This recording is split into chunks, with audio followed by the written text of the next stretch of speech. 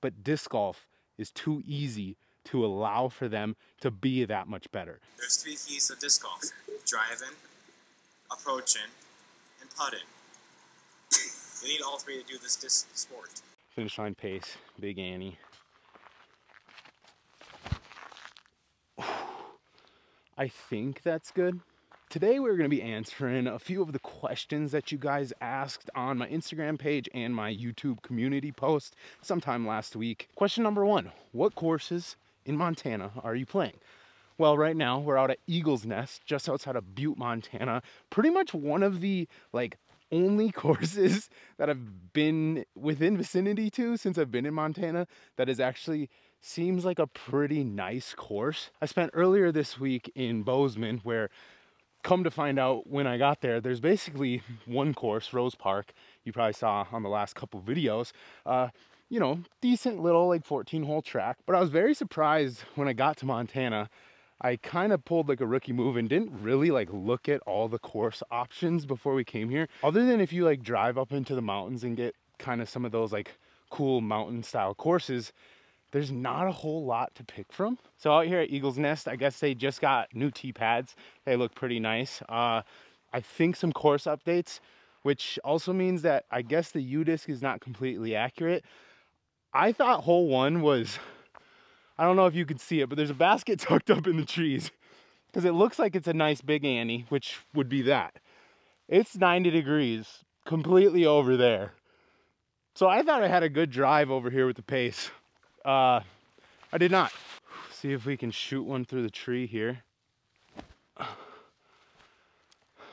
looks decent if it sits. It did not sit, it's in the trees. Hopefully we have a look here, pick up a little par save. Not looking great. You know, guys, just for practice sake of actually having a look, we're doing the old Minnesota casual relief here. Oh,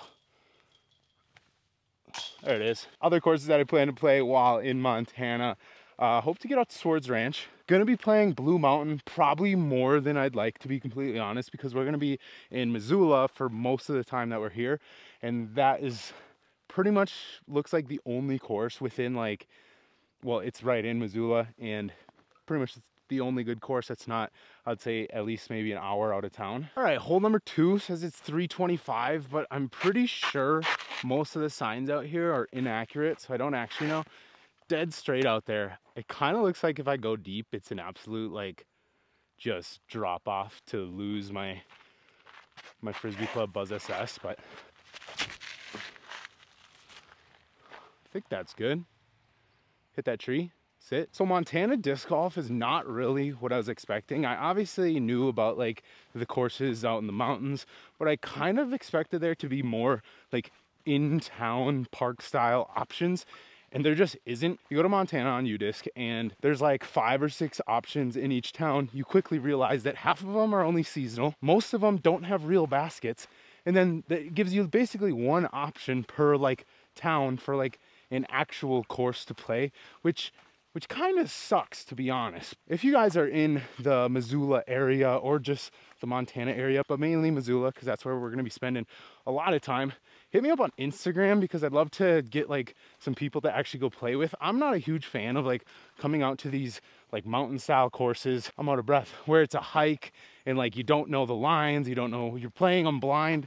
I don't really enjoy doing that by myself, to be honest. So it'd be great to get some guys, come out to these courses with, show me the lines, have some fun, play some disc golf. I feel like we got to shoot a little bit wider today just to get all these views in the camera. Might just start pulling the Paul Macbeth halfway through this round, where I don't even dry the putters anymore. I just step up and send them. Next question, which form did you start with, forehand or backhand? Honestly, it's hard to remember because I started playing a long time ago. If I remember right, I think I probably started with both, but the first thing I got good at was forehand.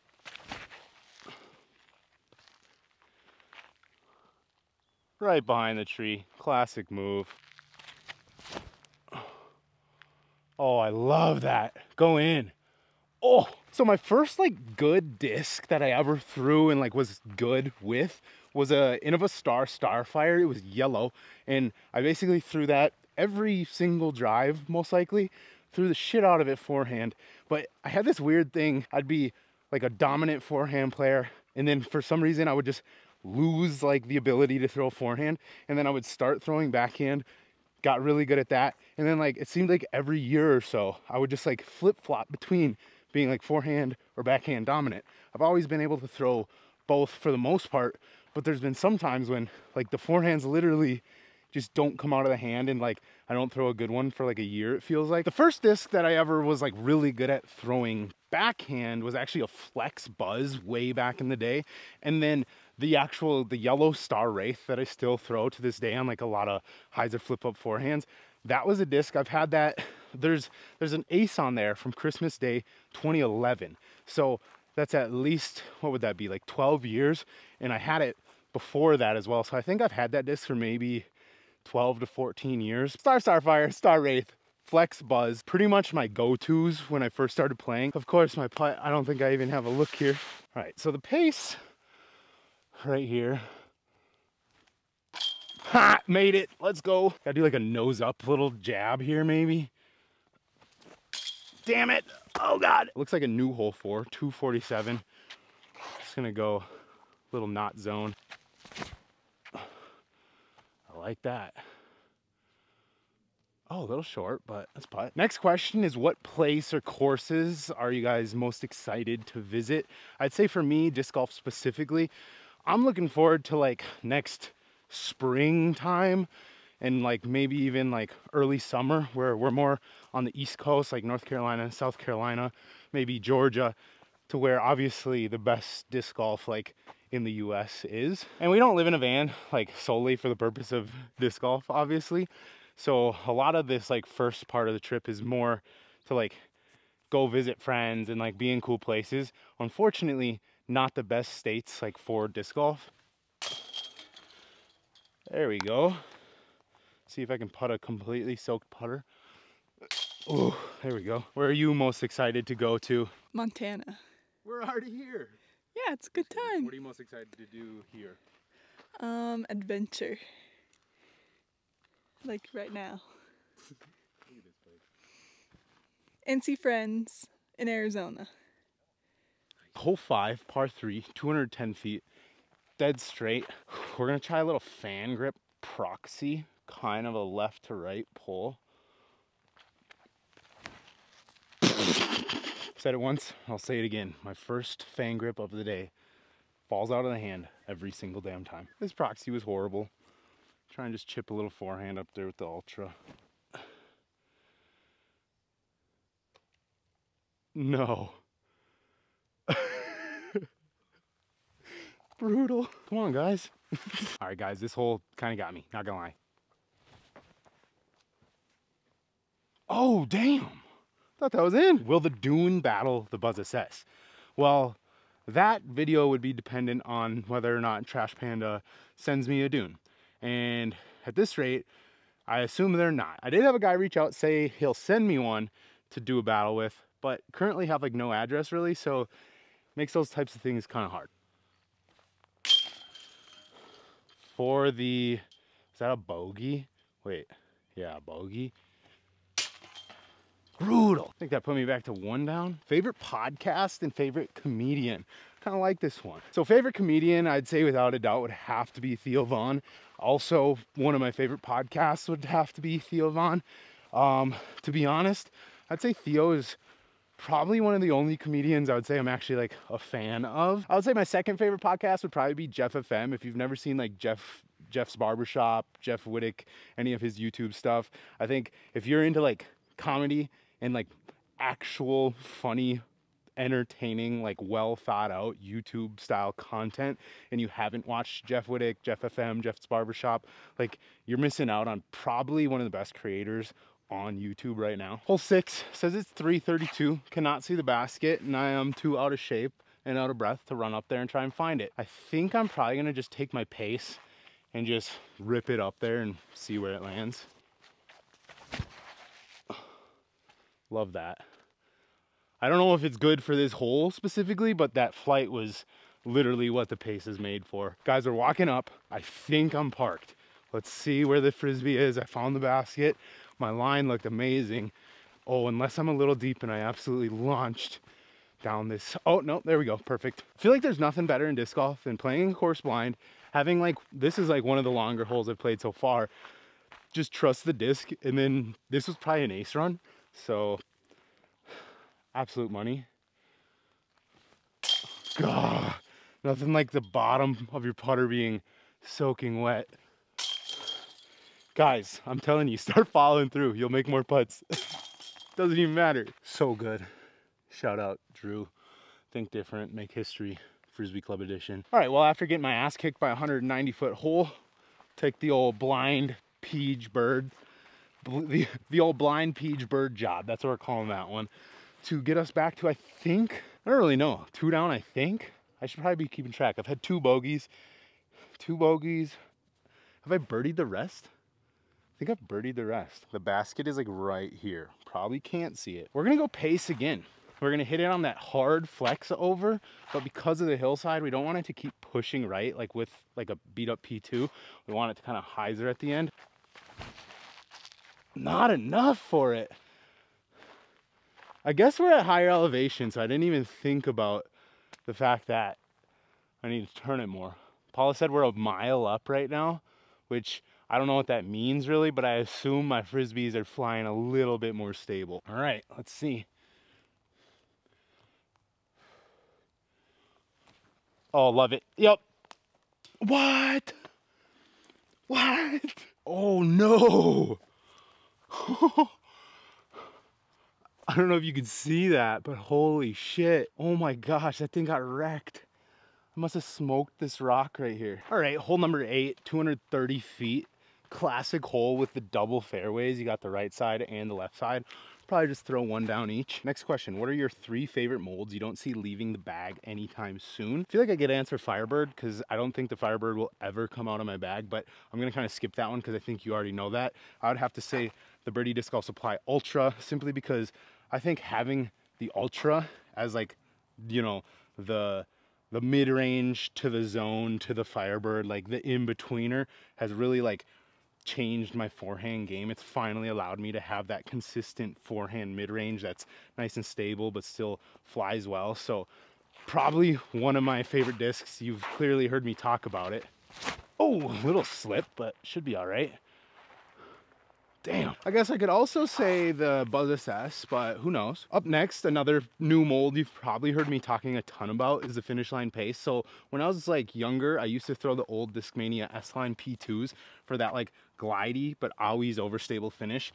And this thing basically is that, but slightly smaller diameter and slightly like shallower. So it feels a little bit better in the hand. I didn't think it'd be anything special. And then I started throwing it and it's the perfect stability for me to trust on so many like flat to hyzer lines, flex over putter lines. Like it's just that perfect stable to overstable, like glidey putter, not like your overstable approach disc putter. Oh, why are these tee pads throwing me off? A little short. Throws bad shot with it. And then after that, it would have to be my SE PA1s. They're the putter that I've mainly putted with for, I want to say, like the last 6 years now. But at times, you guys know, in the last year, I've tried a lot of different putters because I thought that would like solve my putting problems. But the PA1s, specifically these super beat up SEs, they just like, they put my mind at ease when they're in my hand. Like they're the best feeling putter I've ever had. And even when I'm not making putts, it's like the only putter I've ever had where when it's in the hand, I at least feel like confident. Like I feel like it's gonna fly somewhat where I want it. It just like feels so good. If you guys, you got any of these, hit me up. Oh, I thought that was in. I thought I just dunked one for you. Let's go over, let's get this one. Damn. Somebody also asked, outside of like disc golf, what sports do I follow, watch, what teams do I like? I do not watch sports at all, actually. Just doesn't get me going, to be honest. I barely even watch disc golf coverage. Unless like my friends are on the coverage, I'll tune in, but I don't think I've watched coverage in a few months. It's just like, I don't know why. I kind of put coverage on like in the background a lot of times just to have like something on, but sports, not so much. I want to get back into watching baseball because I just love baseball, but it's hard to, if you haven't watched it for like years and years, you don't know anyone in the game. I know like the main shit going on in baseball, but nothing other than that. Just Paula working out in the gym. I just watched that. All right, guys, hole number 9. This is gonna be the last hole for this video. The back 9 will be on the next video. Best question for last, I think this is a really good one. Since you've got experience playing with some touring pros, what would you say is the biggest difference between your local 1,000 rated pro and someone on the tour? Also, who's a better putter in your relationship, me or Paula? I think right now, I think it's on me, because I've been putting pretty well, and Paula, she doesn't like to come out and practice. I'm still figuring out my putting game, so I actually have to get worse before I get better to find what works for me. So right now, I'll give it to you. Par 3, 218. I cannot see the basket once again, but based on the tee sign, I gotta say it's just dead straight. We're gonna go pace once again, hit her on a little turn or hit her flat and just let her ride. Hopefully that's good. I don't know. Let's throw one more, just in case. Who knows? JJP2, oh God, has not been getting much love. So we'll give him a little love right here. That might be really good. Nice, he's cracked. He's a nerd. So I could go on and on about that topic because I feel like I have, like this comment said, had the opportunity to play and be around a lot of like top players in this game, a lot of really good disc golfers, and I've got to see, you know, the difference between them, your local pro, the difference between them and your local amateur, and it's fucking huge. I always say like, so I'm just gonna keep talking about it. Fuck it. When I went to the skins match with Simon Lizotte, Alex Kale, and Kelvin Heimberg, watching Kelvin Heimberg and Simon Lizotte play disc golf made me realize like how much of another level they are on and how much disc golf, I put it like this, disc golf isn't hard enough for Kelvin Heimberg and Simon Lizotte and like Paul McBeth, all those guys, to be better than like the local guys. That's why the local pro who's 990 rated, 1,000 rated, can still go out and shoot the same round as Simon Lizotte and Kelvin Heimberg, because disc golf isn't hard enough to allow that separation. Watching Simon Lizotte and Kelvin Heimberg throw a Frisbee in person, you realize that they're twice as good as the 1,000 rated local pro. Disc golf doesn't allow them to score that much better though.